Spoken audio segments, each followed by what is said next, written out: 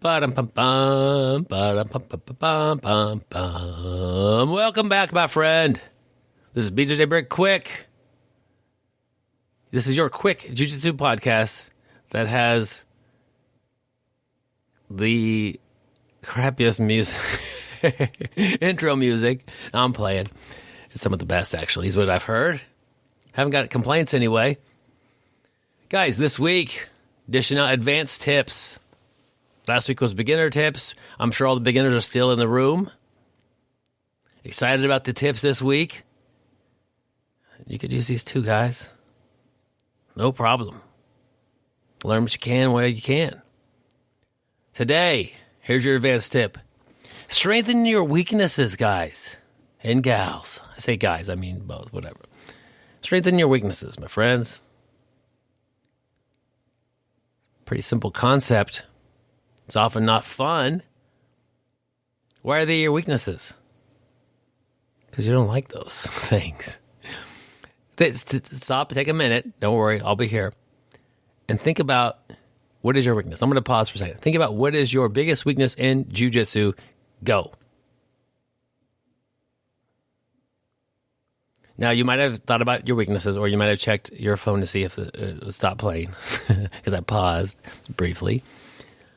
What's your biggest weakness? You know how much better that... So think of it like it's like a video game character. And at the end of every level, you level up or whatever, you get to add, some stats, maybe more health, more strength, or whatever it is. I don't know. And one of those categories is almost at 0, and the other ones are like really high up there. It'd behoove you to strengthen that weakness and not be so vulnerable to some things. You might be really good at jiu-jitsu, but anytime someone attacks your legs, you get tapped. You know what? I can say that you don't like leg locks. You might be really good at jiu-jitsu, but if it starts from standing, you're uncomfortable at best. You want to pull guard quickly, but you don't even want to play the guard game, but you have to pull guard.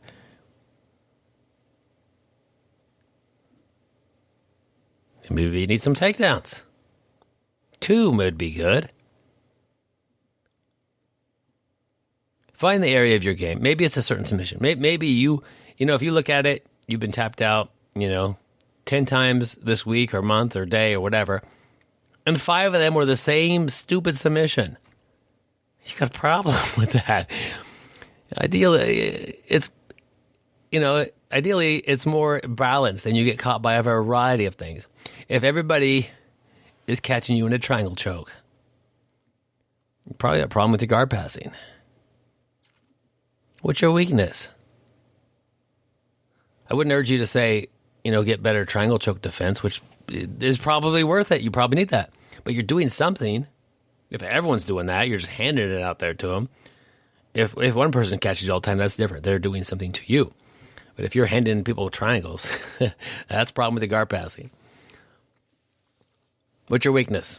Think about it. I keep asking you. I should stop. I'm sorry. I'm not hearing. There's nobody talking back to me, so it's really tough to get this feedback right now. But if you strengthen your weakness, let those hours spent, weeks, whatever, like the time on the mat you spend strengthening your weaknesses pays off. Virtually every time. You don't like takedowns. Well, you don't like takedowns because there's not enough room on the mats to do it safely.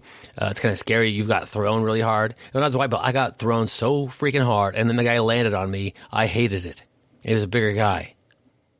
It's like, well, that sucked. I got the wind knocked out of me. Did I break my ribs? No, but I thought I might have at the time. Guess who was a little bit gun shy to do takedowns for a while? Yeah, that was me. Maybe I shouldn't be working with that person on my takedowns.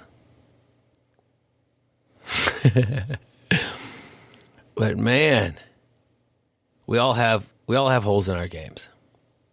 But if you have something that's like on the video game stats almost a 0, maybe a 10%, whatever, like a very small amount, it pays to make that better. You don't have to have it. If you're a blue belt and you have a white belt triangle choke, that's fine. You don't have to have a good triangle choke.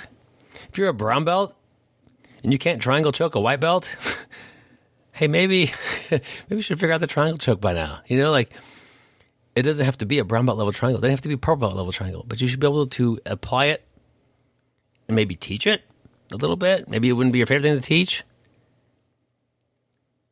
but you got to have kind of a, it goes, I guess it's against the idea, the BjjBrick idea.